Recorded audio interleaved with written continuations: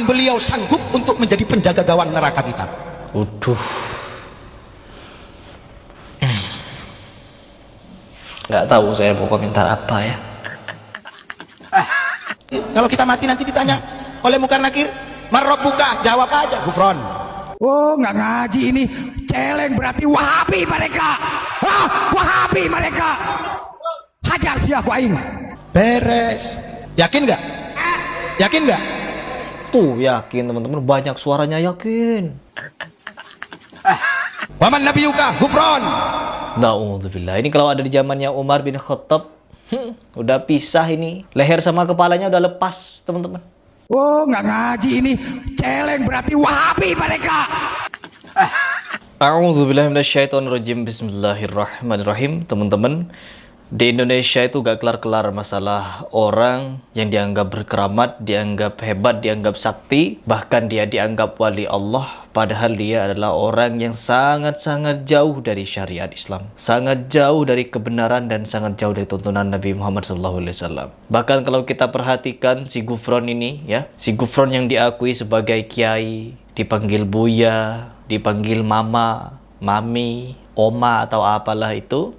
Yang jelas di sini Imam Gufron sudah sangat-sangat jauh mempermainkan syariat Islam. Kalau dia mengaku agama lain, ya kalau dia mengaku agama lain selain Islam, maka silahkan sesuka hati mengaku bertemu dewa-dewi apalah itu, Tuhan atau apa yang Anda maksudkan. Tetapi kalau Anda mengaku sebagai umat Nabi Muhammad SAW, mengaku berkeramat, bahkan dia mengaku memiliki 500 kitab katanya, mengarang 500 kitab atau apalah itu, dan yang super-super aneh ada yang percaya teman-teman. Ada yang mempercayai, bahkan orang-orang di sekitar dia mau melayani dia. Na'udzubillah min dzalik.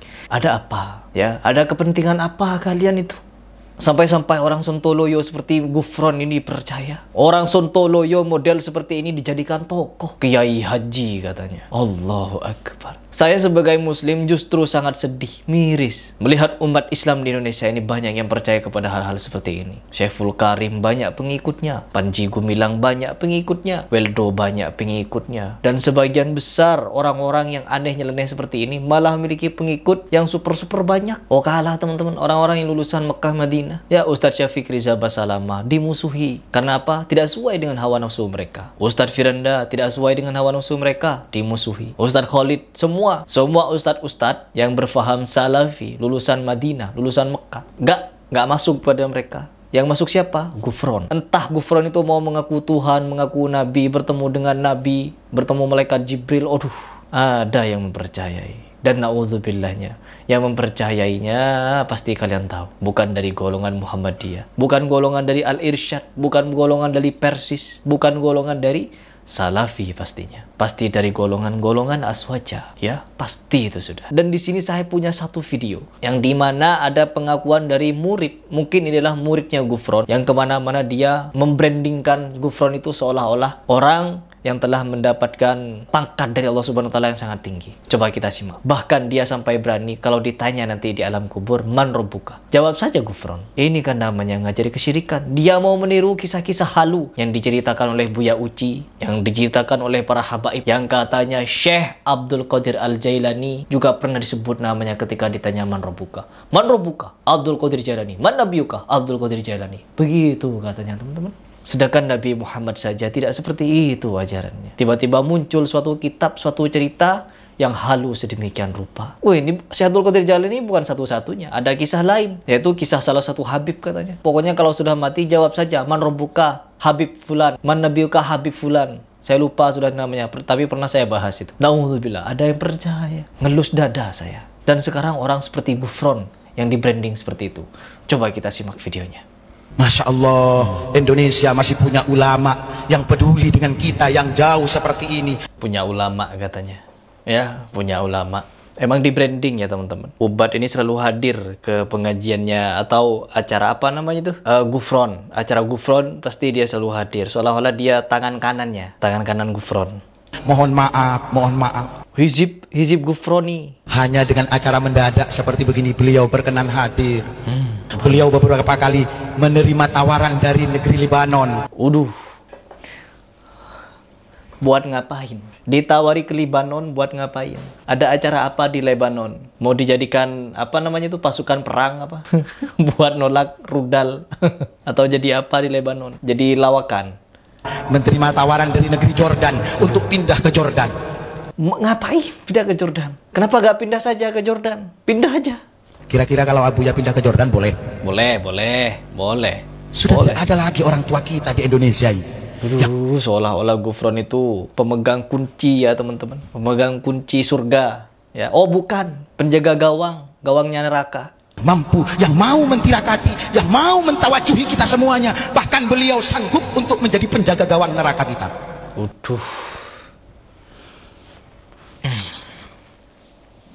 Nggak tahu saya mau komentar apa ya. Nggak tahu Indonesia ini gimana. Ini orang seperti ini nih. Ini juga muridnya ini mungkin berpidato di depan banyak orang. Jualan surga neraka teman-teman. Karena itu yang paling laku di Indonesia. Allah. Bukan dengan Quran hadis sekarang. Mama Gufron. Ya, Habib Fulan. Intinya dengan salah satu sosok saja kita bisa. Aduh. Allah. Bukan enak. Enak.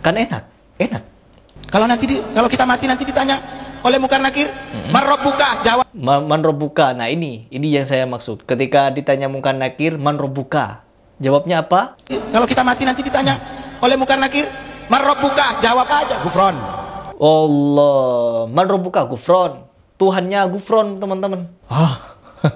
Mengajak orang untuk sesat rame-rame. Oh ya Allah. Ya Allah, ini niruin cerita halu itu apa namanya tuh? Syekh Abdul Qadir Al-Jailani dan Habib siapa itu yang dikabarkan? Siapa yang menerima kabar goib itu? Yang menerima kabar goib ketika orang mati ditanya man rabbuka, Syekh Abdul Qadir Al-Jailani itu siapa yang menerima informasinya? Tiba-tiba itu diceritakan sama siapa? Buya Uci. Buya Uci dipuja-puja teman-teman. Ketika Harry Plus membilang si, habis kebakaran semuanya. Seolah-olah darah saya langsung halal bagi mereka. Padahal yang disampaikan Buya Uci halu totalitas. Gak terima saya bilang halu. Ini jenisnya sejenis ini. Sama-sama sufi, sama-sama dari NU. Gak mungkin yang seperti ini dari Muhammadiyah. Gak mungkin yang seperti ini dari Al-Irsyad. Gak mungkin seperti ini Salafi atau Wahabi yang kalian sebut-sebut Wahabi. Gak mungkin. Na'udzubillah, pembodohan umat. Beres. Yakin gak? Yakin gak? Tuh yakin teman-teman, banyak suaranya yakin. Na'udzubillah. Waman nabiyuka Gufron. Na'udzubillah. Ini kalau ada di zamannya Umar bin Khattab, udah pisah ini. Leher sama kepalanya udah lepas, teman-teman. Kalau orang seperti ini ada di zaman Umar, kok sampai hati berpidato seperti ini? Abu Bakar saja tidak pernah berpidato seperti ini. Umar, Utsman, Ali, gak ada yang berpidato seperti ini. Man rabbuka Umar bin Khattab, man nabiyuka Umar bin Khattab, gak ada, teman-teman.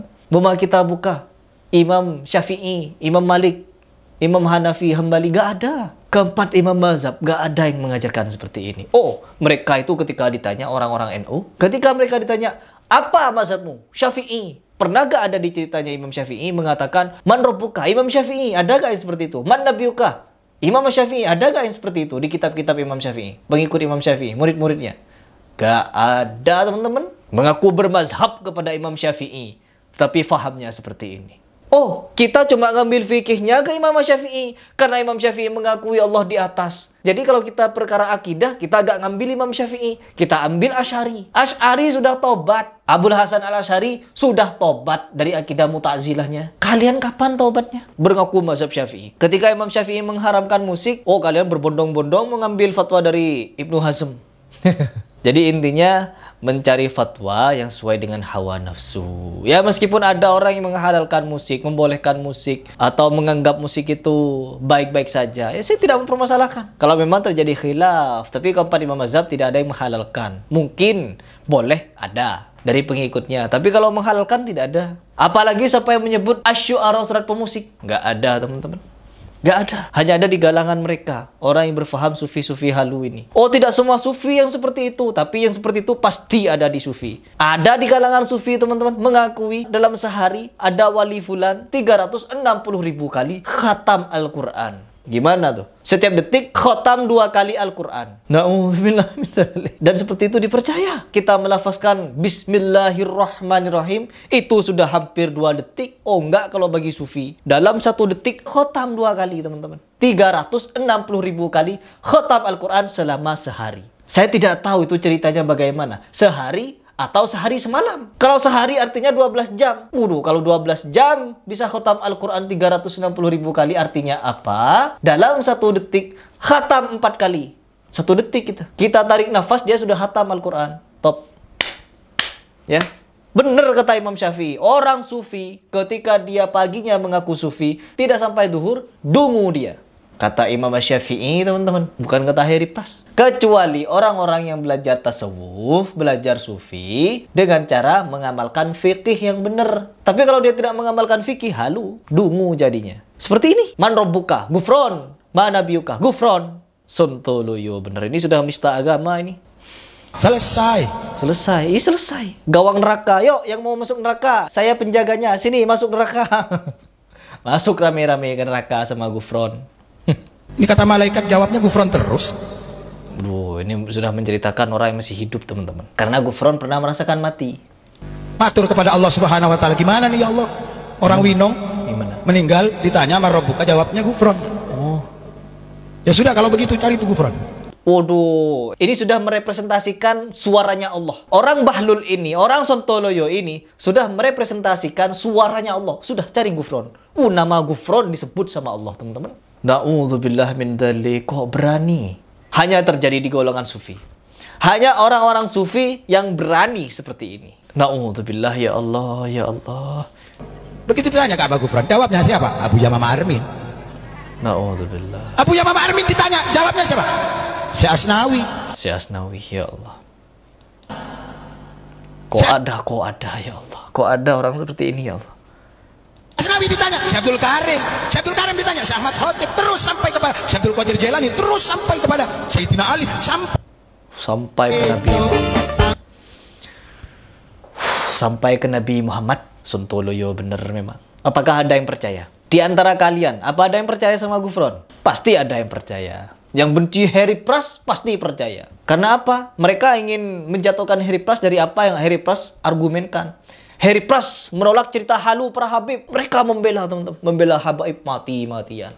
Harry Pras membantah Weldo. Dibela Weldonya sama mereka. Harry Pras membantah Syekhul Karim. Oh, ada yang membela. Harry Pras membahas Buya Syakur, yang dimana dia menafsir buah khuldi zina, ya, Nabi Adam dengan istrinya yang dinikahkan langsung oleh Allah, disaksikan oleh para malaikat, mereka menikah, ya. Suami dan istri ini berzina katanya di akhirat, dibantah sama Harry Pras, dibela sama santri-santri yang dari NU Aswaja, ya, santri-santri Sontoloyo itu. Oh, pinter mereka baca kitab. Oh, karena dia tahunan, ya, belajar bahasa Arab tuh rugi kalau gak dipakai. Ya, pinter-pinteran. Tapi fahamnya Sontoloyo. Mau sampai kapan, wahai bangsaku? Mau sampai kapan kalian menerapkan faham-faham seperti ini dalam hidup kalian? Na'udzubillah min dzalik. Ketika ada orang yang mengajak kalian untuk kembali, yuk kembali kepada sunnah. Yuk kembali pada Al-Quran dan sunnah. Oh, gak mau mereka. Wow, tekstual, baca Al-Quran dan sunnah tekstual. Oh, kalau mereka enggak tekstual, teman-teman. Takwil. Istawla. Penglihatan. Oh, enggak. Allah gak melihat, teman-teman. Karena apa? Allah gak punya mata seperti manusia. Allah maha mendengar. Oh, Allah gak mendengar, teman-teman. Karena gak punya kuping seperti manusia. Allah mencintai. Oh, enggak. Allah gak punya hati seperti manusia. Begitu. Na'udzubillah min dzalik. Ketika kita menyatakan Allah punya penglihatan, Allah punya pendengaran, Allah punya rasa. Oh enggak, mereka gak menerima, teman-teman. Takwil, gak terima. Pokoknya berbagai macam ayat dalam Al-Quran mereka tolak karena gak sesuai dengan akal. Kalau kepada gufron, akalnya gak dipakai. Sontoloyo, bener memang. Na'udzubillah. Ini gufron ini sudah menista agama. Gufron jatuhnya sudah menista agama. Kira-kira ada gak yang berani menindak ini? MUI berani gak nindak gufron? Mau sampai kapan gufron mau didiamkan ini? Sama MUI. Kok Sontoloyoan seperti ini mau sampai kapan didiamkan? Oleh orang-orang yang katanya intelektual di dalam MUI. Mau sampai kapan? Itu pertanyaan saya.